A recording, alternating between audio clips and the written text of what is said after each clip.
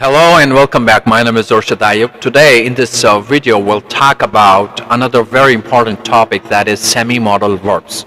Alright, in this video I'm going to cover some of the most important semi-modal verbs like need to, ought to, used to, have got to, and be supposed to.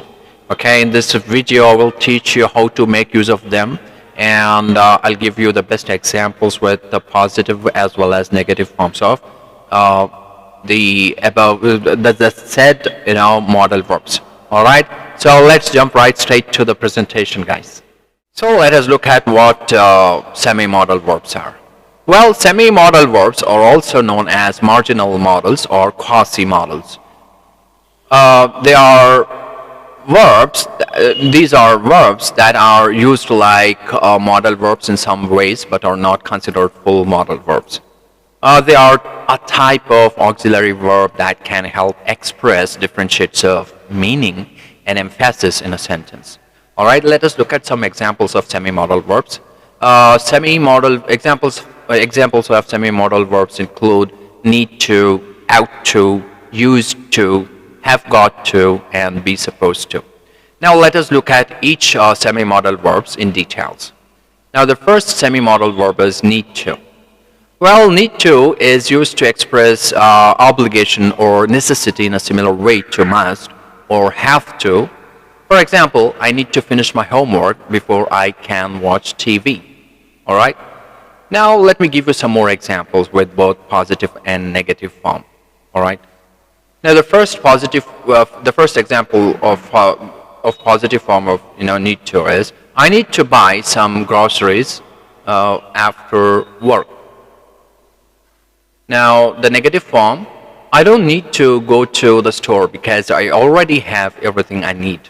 So don't is the negative helping verb that we use. We use the helping verb do and we add not there to make it negative. All right, and you can even say that in past I did not. All right, so now let us look at some more examples. You need to study harder if you want to pass the exam, and the negative form is you don't need to worry about the test because you already know the material. All right, now another example is she needs to get some rest after a long day at work. Now let us look at the negative form. She doesn't need to stay up late night since she doesn't have any work to do. We need to save money for our vacation next year. We don't need to worry about the cost of the trip because we already have enough savings. They need to finish their project before the deadline. They don't need to rush to complete the task since they have extra time. So these are some of the examples of need to with the positive form as well as the negative form. Now let us look at ought to.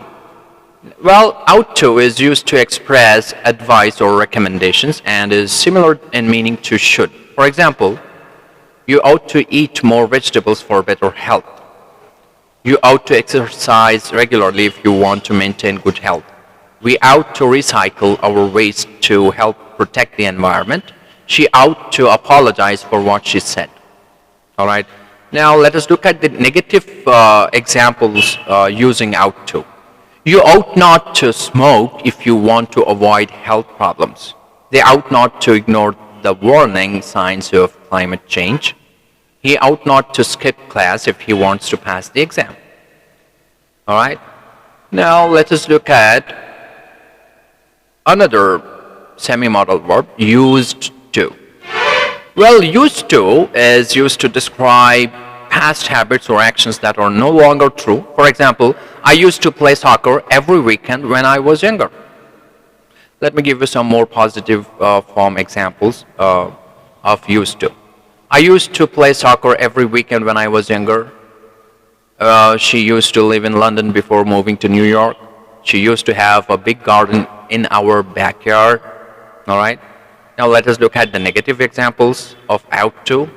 Negative examples of used to. He didn't used to eat junk food, but now he does it all the time. So didn't is the negative form, is the negative helping verb we use to form negative sentences. All right. So they didn't used to watch TV in the morning, but now they do. She didn't used to wear glasses, but now she needs them to read. So having said this, see, overall, whenever you use used to, you are actually talking about a past event which took place on a regular basis to a certain point of time, and it doesn't take place or it no longer happens in the present, is when you use used to. I've covered this topic in a separate video of mine in the previous video, wherein I gave you all the usages of used to with best examples. If you haven't watched that video, please go and watch the video so that you can get a better understanding of using used to. I'm going to share you the link in the description as well, wherein you just need to click onto that, and that will take you to the video. Now let us look at another semi-modal verb, dare to. This is used to express willingness or reluctance to do something, and is similar to be willing to or be brave enough to. For example, do you dare to try the spicy food? Let me give you some more examples, positive examples. She dared to speak up against the injustice and make a difference. Second example is he dared to start his own business and now it's thriving. They dared to climb the mountain and reach the summit. All right. Now let us look at the negative examples. She didn't dare to speak out for fear of being ridiculed. He didn't dare to ask her out because he thought she was out of his league. Now the third example is they didn't dare to try the spicy food because they were afraid it would be too hot. All right, now let us look at have got to. Well, have got to is used to express obligation or necessity and is similar to have to or must. For example, I have got to finish this project before the deadline. And I'll give you some more positive examples. I have got to finish my project by tomorrow. She has got to attend the meeting in person. They have got to catch the early morning flight. All right. Let us look at some negative examples of it. I haven't got to finish the book today. I can do it tomorrow. She hasn't got to work overtime if she doesn't want to. They haven't got to attend the party if they don't feel like it. All right. Now let us move to be supposed to. This is another very important semi-modal verbs that we use a lot in our daily conversation. Be supposed to. This is used to express expectations or obligations and is similar to should or ought to. For example, you are supposed to be at the meeting by 9 a.m. All right, let me give you some positive examples, some more positive examples. I am supposed to arrive at the office by 9 a.m. She is supposed to submit her report by the end of the week. They are supposed to attend the ceremony next week. All right, let me give you some negative examples of it. I'm not supposed to eat junk food because of my health. She's not supposed to disclose confidential information to anyone.